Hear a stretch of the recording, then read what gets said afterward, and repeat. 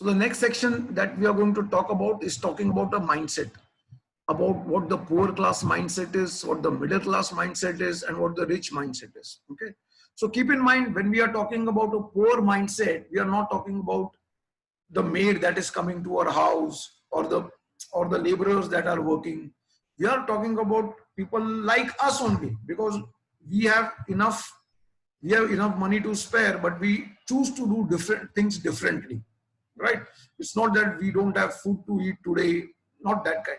So we are mainly about how people think and how we can change that thinking. So let me share the screen. You all can see the screen?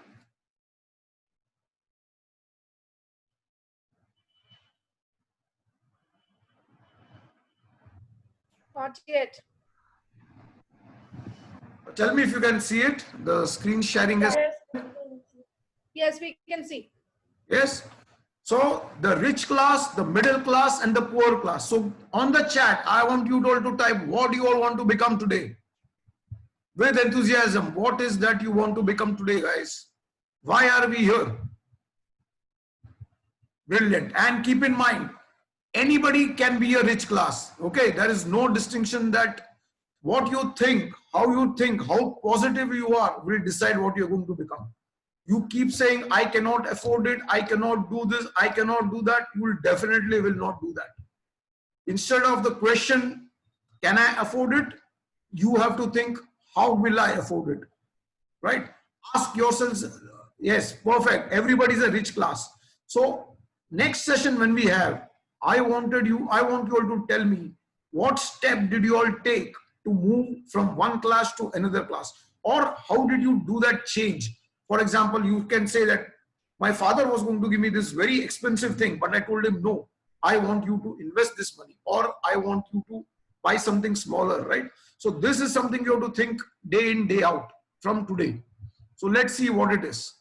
I'm going to talk, that's written on the screen so that it's easy for you all to understand. There might seem to be a lot of differences between the rich, the poor, and the middle class. But what if I told you there was only one idea that the rich use that the other two do not? That makes all the difference. Is that a good thing? Shall I share that secret? But let's see what is that difference. Once I tell you this, you will see why the rich keep getting richer, why the poor keep getting poorer, and the middle class gets squeezed out. It's not about what they do, but about what they buy. Okay, before explaining this, I'm going to give you the definition of 4 words. We have spoken about this before.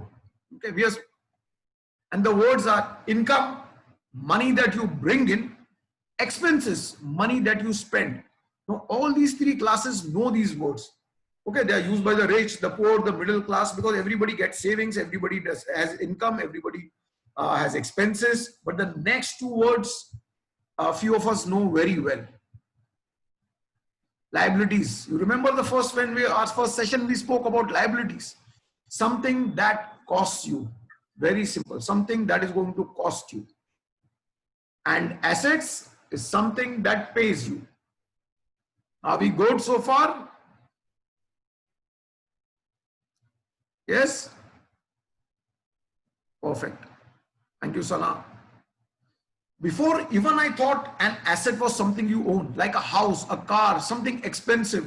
But the rich have a different definition. Something that pays you. Remember, last session also we had a big discussion on why the house is an asset, why a car is an asset, right? So we will get to that. We will clear all your doubts today as to what is an asset and what is a liability. You have to keep thinking when you go, what are you doing? Let's see what is next. Usually some people call their house an asset. But if we use these definitions, it can be a liability also, right? A house you own but live in costs you money. So it is a liability. Very simple. But a house that you rent to other people and make money is an asset. Anybody has any question? You can unmute at this point and talk. because a lot of people have a question about house being asset or house being a liability.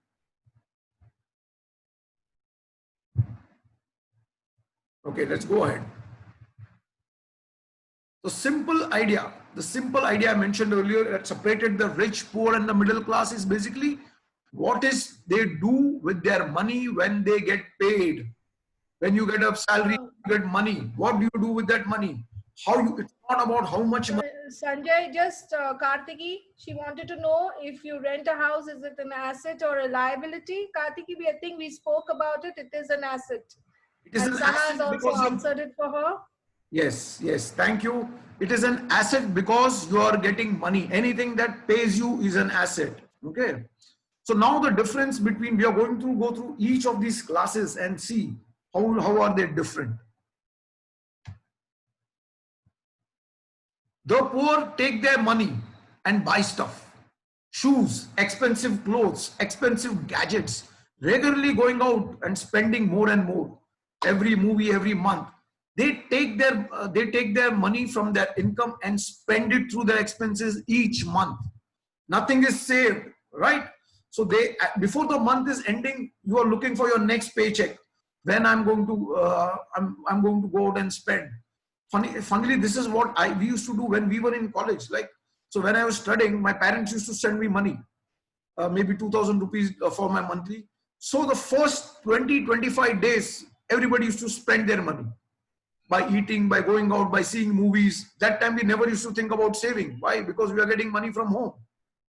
And the last 5 days, we used to keep waiting. Okay, my parents are going to send me some money and then I'll be able to. So the last 5-6 days, almost all the students in their hostels, no one has money. Because that's what we do when we are studying. You go, you eat, you enjoy, you study also, but that's how we spend money. Take the example of your maid servants also. They also wait for the end when the month end will begin. I mean, month end will end and the new month will begin. Correct. So for them, it's more of a survival, right? Again, they might be, so there are poor people like you would have heard stories about conductor's son, his children, auto rickshaw wala's son, how they have come up in life. They have come up in life because although they are so poor, their thinking is rich class.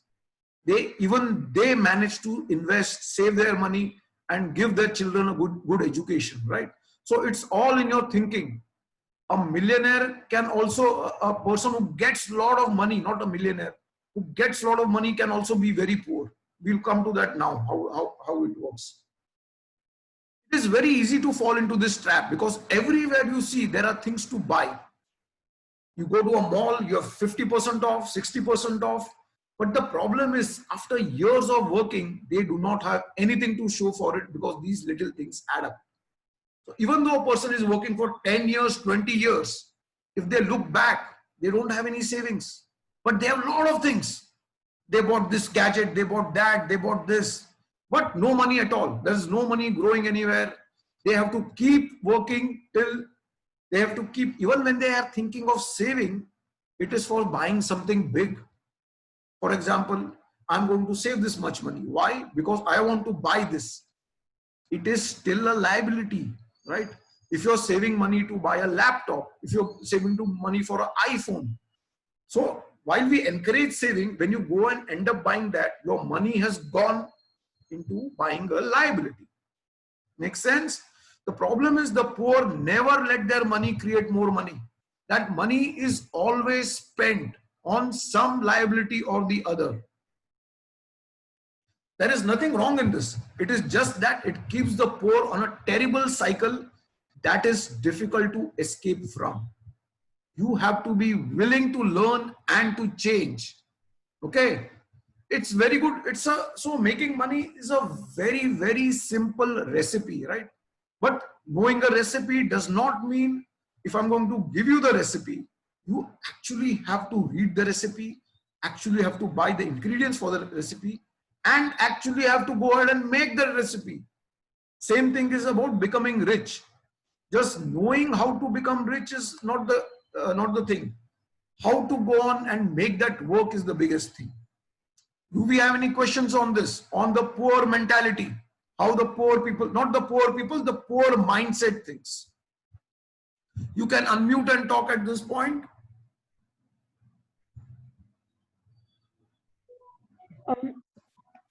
Sir, Yeah.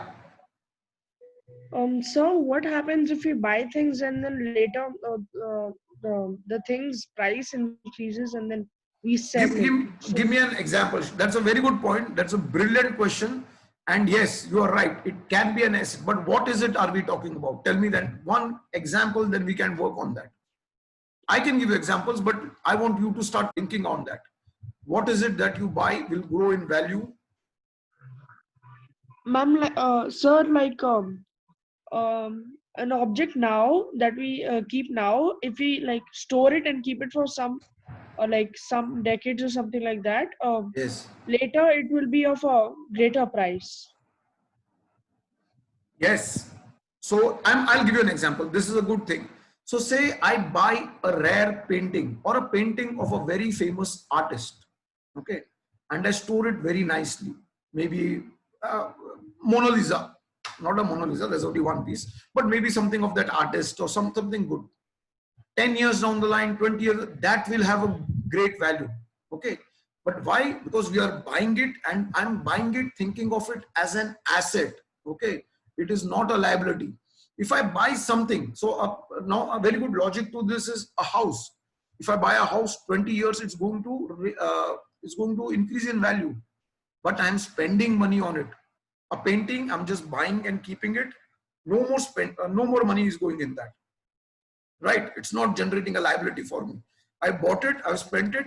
My hope is this asset will give me money. It can go either ways. If it's a painting, it can burn down and I've lost my asset. But if it's a good painting, if that artist suddenly becomes very famous, I can make more money. Right? So yes, in a way, that is true, and we will come to that also. Shall we move ahead? Do I get a yes? Yes on a chat. Right? So from now on, no more poor mentality, right? No more spending, no more saving money to spend on something worse. You have to figure out whatever you buy, is it getting you value? It will give you temporary happiness. Okay, I want to buy a big sofa, but that happiness within a month's time, I'm going to forget about it. It's going to be a very small, it's going to be just another furniture in my house.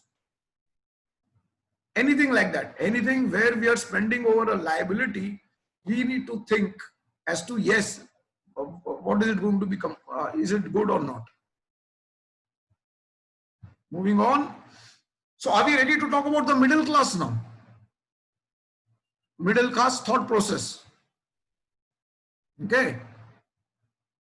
Some people in the middle class think they are rich because they might make a very good salary at a good job.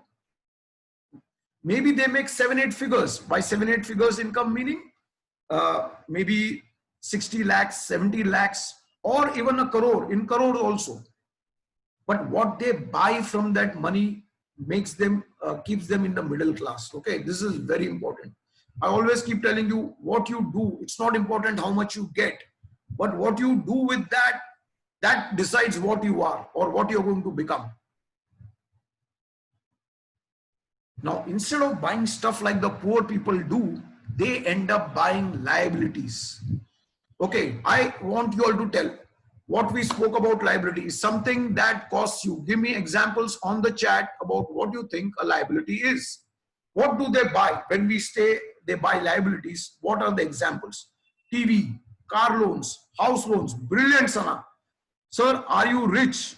So let me tell you, I am comfortably rich, Anish. What does that mean is I have freedom. I do this freelancing because I know I can survive for the next 20, 30 years. I have got money that is growing for me, right? Richness is also depending on what you think richness is. Some people are always so greedy that they keep getting money, but they don't have peace of mind.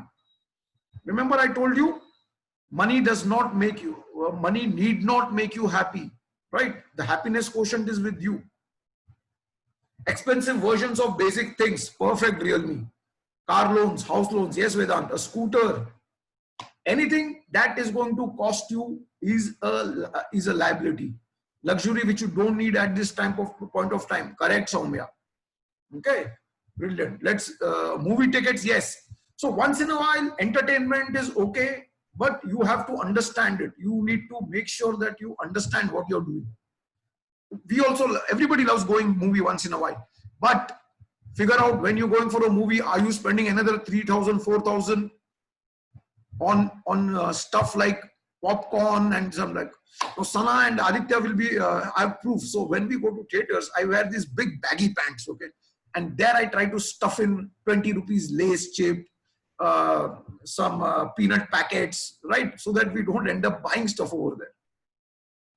So Pune, luckily they allow you get away with that stuff, but in Mumbai they don't allow. They even take out chocolates from your bag and remove it. So just to give you an example, right? So it depends on how you end up spending money. That's a very good idea, Harsh.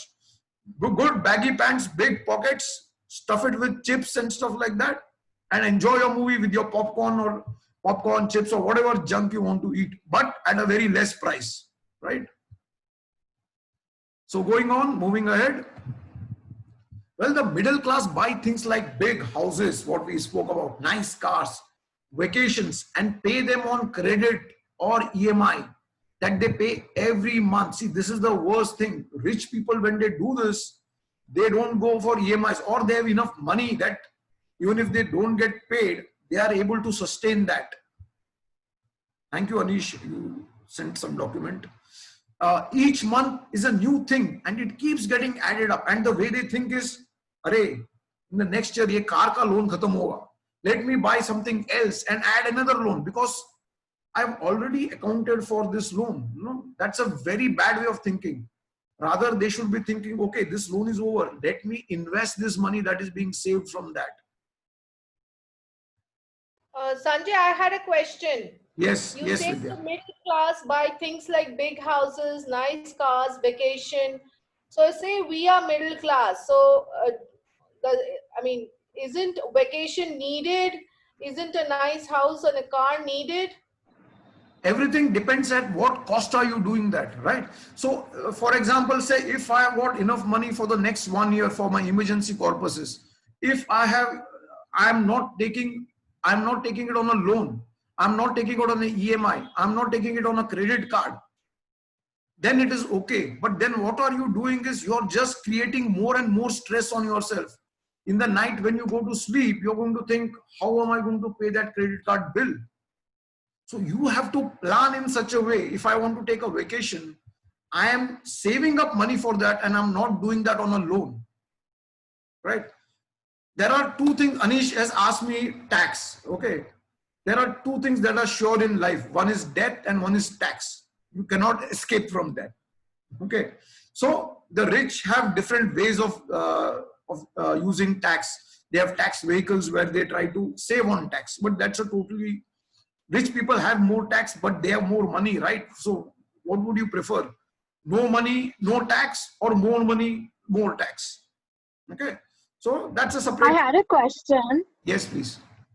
Yeah, so if you just started earning money and you want to be independent, what option do you have other than renting or buy a house, or like what else can you do? You can invest in the stock market, be the stock market or mutual You still need a house, right? No, see the new generation, Sana, is thinking they not only rent houses, because what has happened because of globalization, right? My parents, grandparents, they would stay in one city, in one place and work for the rest of their lives. That is no longer the case. Right now, most parents' children stay in the US, stay outside the country, or they move for job. So the newer generation, at least the clients that I have, 20, 25, 30-year-olds, the real estate buying is for staying. Nobody does that anymore. They would rather rent out. They even rent furnitures, right? And that money, they use it either to invest or for experiences. That is a new thing. They would rather travel the world than be stuck in a house. Say example, I bought a house. I'm in a profession that has to be traveled. Right. So now I've got a very good opportunity. I bought a house in Pune, but now my company says that Sanjay, you have to go to Bangalore. What do I do then? I move to Bangalore. I rent a place there. I put this house on rent at this point of time. But I still have this, I have to keep thinking that, okay, then it becomes an asset because I've started working, earning money of that. But you should always think, as soon as I started earning, do I want that EMI on my head? You are, But like suppose you're abroad and your parents are not with you and you've just finished university and you're starting at a job, right? So where would you Correct. stay during that meantime? where will So you stay? In your own house, right? no, but you don't have a house if you're not Yeah, that's, in the same Sanjay, country or city as your parents, right? yeah, you don't need a house. That's what I'm saying. No, why would you need a house then? She's No, saying, but then you would pay rent, right? right, she would pay rent. Exactly. Like she's Okay. going to the USA and she wants to stay Sanjay. So she will have to rent a home, right? That's what Sana is meaning. In the US. Yeah, I'm saying like either which ways you still have to pay rent, right? Either you pay loans if you're buying a house or you pay rent, right? So is there any way to But avoid Sana, that? so in India, okay, when we talk about in India, say if you buy a house worth, in Pune, I'm telling you, give me an example. If you buy a house worth 2 crores, okay, your EMI comes, if you take a loan, you have to pay 10 to 20% down payment. Okay, that is around 20 to 40 lakhs. And your EMI will be around 1.5 to 2 lakhs. Versus if you rent the same place here, your rental is not more than 20 to 25,000 rupees, right? In India, that variation is a lot. In India, your rental yield, what we call, is only 3 to 4%. In Mumbai, it's a little bit more. Meaning, if I were to buy a house and pay an EMI on that, for a 1 crore house, I am down 20,000 on a down payment and around 70 to 80,000 EMI. That much money is going away. EMI, most of it is interest. You almost pay double the interest, double the amount of the house over a period of 20 years. Okay. But if I were to rent that same place, I can get that same place at a 20 to 25,000 rupees rent. And when I do that, this 20 lakhs that I thought I'll give a down payment for the house, I'm going to invest that. The additional 50,000 that I'm saving on the EMI, I'm going to invest that. In 5 years' time, just imagine the amount of money that makes you. Especially when the market is down for real estate. Okay. But otherwise, so do not get burdened by it when you don't have enough money. It should not. So a lot of people become house poor or house rich. Means all they have is a house. Every month, more than 3/4 of their salary goes in paying an EMI. They cannot invest money anywhere else. They don't have any other savings. They have to keep thinking about this EMI. Even when they want to change a job, they cannot let their passion drive and get a less expensive, less salary job because they have so many obligations they have to fulfill. So getting a house, buying a house is not wrong, but you need to figure out how is it going to affect my cash flow. A lot of bachelors like Karthikeya, good idea Karthikeya. So when you're single, when you're working, I always tell people, why don't you, like when we used to study, we were like 6 people living in a 3-bedroom or 5 people living in a 3-bedroom house. Everything was divided, food was divided, it was fun. Right? So when you're single, when you're working, share it with people, like-minded people. So your expenses are reduced by more than 2-3 times because all your groceries are shared, everything is shared over there. You help each other out. Okay. Moving on. Sanjay, Yes. Thank not you. know the name. Realme C2 has asked, if you invest in something and it fails and you lose money, does that become a liability? That becomes a loss, right? If you lose money and if you still, it becomes a loss. Yes, if you, so not necessarily when you take risk, it's going to work out always in your benefit. It can be a loss, it can be a liability if you're stuck with it. For example, you bought a vintage car, okay, thinking that, oh, in 20 years, this car, vintage is a very old car. So you think that in 20 years, this is going to add up value. You have bought it and kept. Over time, that car keeps falling apart. start getting rusted, right? Now that has become a liability. Nobody's going to pay you even for that weight in kilos. Makes sense? So yes, it can be a liability or it can be just a plain simple loss.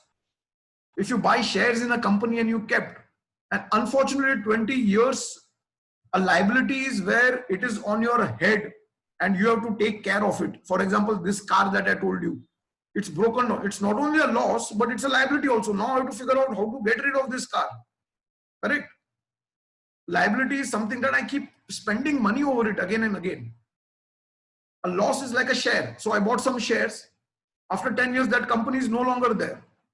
So that is not a liability, it's a loss. It's gone. I don't need to take care of it anymore. Okay? Good question, Siddharth. After a while, their monthly debts catch up to their monthly income. Then they are trapped in the rat race. You cannot try anything new because you cannot afford to miss a single paycheck. And my dear children, this is called getting stuck in the rat race. So I keep telling, Realme has any question, you can talk. So this is what we talk about, getting stuck in a rat race. You have a car loan going on, you have got a home loan going on, you have got all these different loans for which you cannot try anything new. So this is the best age to try these things out, where you have that risk-taking ability, right? Even if you have a loss, you can afford to take that loss because you don't have a liability. Second-hand textbooks are better than new books. Sometimes, yes, Karthike, second-hand text, because some people are good where they write good notes. Whereas if there are some people who tear out pages, then probably that's not a good idea. So sometimes, yes. Okay, moving on. They keep buying liabilities that cost them every month, and then they are tapped by the very things they bought to make them happy, right? We had a question about making things happy, but you end up getting more and more stress. Happiness, these kind of happinesses are very temporary. The poor and the middle class get trapped because they also get into a situation where the only way they make money is by giving out their time for it. And there are only 24 hours a day. So what happens is, say you finish your 9 to 5 job, okay? And then over here, your job takes much more time, but in the US, they have a second job, they have a third job. Why? Because that's the only way they know how to make money, right? So, and that's only 24 hours a day. How much more can you work? And before I continue, I want you to know that you can make a lot of money, but still be a poor person, okay? Because of how you spend it. But here's a very critical difference for the wealthy, and we are coming to that on how to make money. Instead of buying stuff and liabilities with their money, the wealthy buy, come on, quick on the chat. What do they buy? Quick on the chat.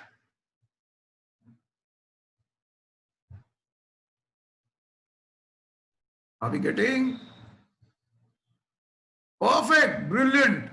Assets. Yes, the wealthy buy assets. The wealthy buy assets. These assets pay them money which they use to buy more assets, which in turn makes them more money.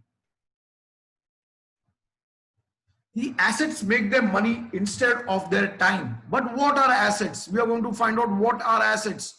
Something that generates you money now. Remember, it has to generate money now. What is it? Give me examples, quick examples.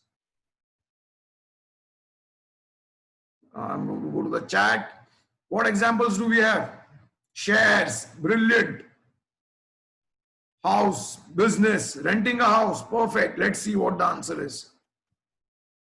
Dividends from a stock. You get money right away. Rental income from real estate. A vending machine.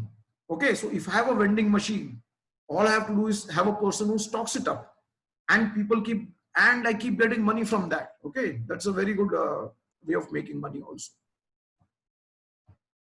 Something that generates you money in the future without being a liability in the present time. Okay, so I'm just bought this asset and kept, like we had a question, right, about if you buy asset now, it will grow up in value in 20 years, like that.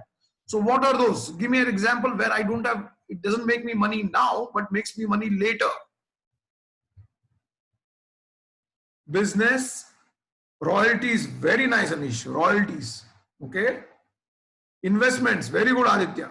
Yes, Sana, lovely. And let us see that. Stocks, equity mutual funds, paintings, coins, stamps. So all these things, when you, something that you know will get value. Okay, a stamp collector may end up paying a lot of money for a good stamp. There are two other kind of assets I want to talk about. Okay, something different, something that a lot of people had brought up in the last session also. Education.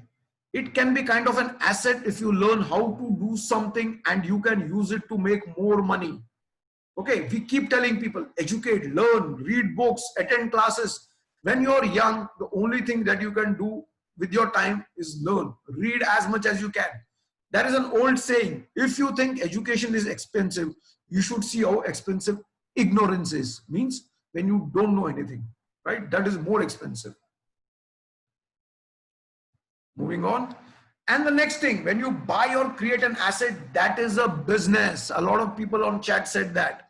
Especially a business that generates passive income, maybe a vending machine or a business that worth millions of rupees. Remember Flipkart, we have these people who have created this out of nothing and it's become billions of dollars value, right? So think big, think what you can do. In our group itself, we have a lot of YouTubers, right? You can generate passive income doing this. Let me see what's, yes, cycle renting, yes, brilliant. Vending machines make a ton of job in Japan. Even in Warren Buffett, he started by pinball machines. Those are games. Just by putting machines, you buy one, buy two, buy three, and let it make money for yourself. You keep a hire a person who fills it up and stuff like that. But that's how you make money. This is called passive income. You are sitting at your home and it's generating money for you. There might to be a lot of, okay, this is again moving on. So this was about that. Any questions so far? And let's, we have around 5 minutes left. So let's discuss on that. Okay, this is the rich mentality. Remember, doing something that generates, that creates an asset. What can young children do? You can read a lot. You can start small investments. You can do SIPs in mutual funds or stocks. Till you grow big to an age where you can start buying real estate also. Real estate, remember, real estate that generates money. Can we have share more books here? Yes, you can. Anish, you are going to share your books, right? SIP is called systematic investment plan. Means every month automatically a certain amount of money will go to from your bank, and it can end up buying a share or it can end up buying a mutual fund. Yes, Vedant, thank you for coming here. We are almost done. Just a Q&A session. So Sanjay, Siddharth has said authors also have passive income. Exactly, authors, people who write books. Very good, Siddharth. So that's generating royalties. Somebody had put that also, right? Royalties, copyrights, people who make songs, people who generate jingles. There are a lot of people who keep getting money throughout their life because of these jingles that they generate. Jingles are tunes, small tunes that we hear, right? So these are, so you have to start thinking how I can, yes, Anish, this chat gets saved. I will download this and share this in our group. What would you suggest to invest? Japjot, so mutual funds are a very good way to start. Even shares are a very good way to start. So as and when every year, you can see how your money is increasing in value. And that gives you confidence. So when you get your first salary, you already have a few lakhs in the bank and you know exactly what to do with this salary. So for now, Japjot, when you go out and you buy, okay, when you want something, think for yourself. Do I really need it? If yes, can I buy something cheaper? Right? Is it an asset or a liability? If it's a liability, there's nothing wrong in buying liabilities. All you need to figure out how much money you're going to spend on buying a liability. Thank you, Anish, for these wonderful books. I'll share this in the group. Okay. So feel free to chat on me personally also. I'm not opening the group because unnecessarily then it creates a lot of spam. Okay. Any other questions? You can unmute yourself.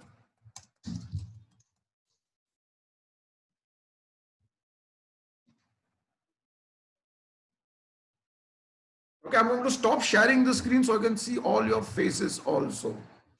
Brilliant. Yes. And I can see my face also. So please show me your faces. We got another 2 minutes to go. Right, Ridwan, good to see you. Sanket, everybody good. Shravya is also there. Okay, so I will again upload this and share the links. You can forward it to whoever wants to see it, right? So again, goal is to make sure you get rich. You understand what these mindsets are. Okay, we are talking about thinking. If your thinking is not correct, then you will never end up making money. And always think positive. That you will. Nice to see you also, Pranjali. That you are going to be. Hi, Aditya. Your goal is to become rich. Your goal is to decide what you want to do, how you want to do it, right? And we will definitely take you on that path. Anybody, any questions? Hi, Japjot. So lovely. Next time, next week, we'll again have another session. Okay. And slowly this will be increasing in level. We'll talk about what is compounding, start opening a bank account. Let me know once you have done that. Okay. We'll give some assignments also on the chat. You can do. Sanjay, can you tell Ani? She wants to know how many sessions. We have around 5 to 6 sessions we'll keep. Okay. After that, it has to be real time. We can, we can do a one-to-one on how to help you in future, right? How you want to take this forward, or your parents can help you. You can introduce me to them if you all are children over here. That's how we can figure out what to do after that. Because then it's all practical, what you do in life. Okay. So it's going to end up in less than a minute. Thank you very much. Thank you for your presence. Okay. It was great having you guys. Thank you all. Thank you. Thank you, sir. Thank you so much, safe. Sanjay. Thank you. Stay safe. Bye-bye. Bye. Thank you.